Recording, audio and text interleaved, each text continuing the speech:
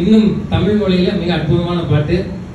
தென்மதுரை வைகை நதி, அதுல கேட்டீங்கன்னா தெரியும். தேய்கின்றது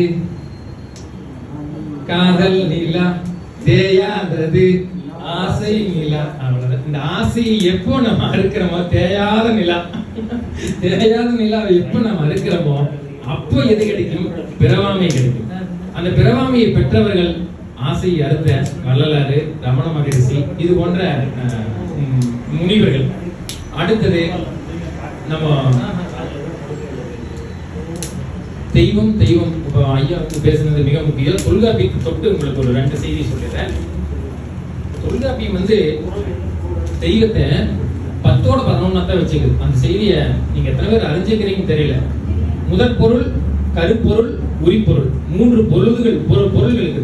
அதுல முதற் பொருளா வைக்கிறது கடவுள் வைக்கல தொல்காப்பியம்.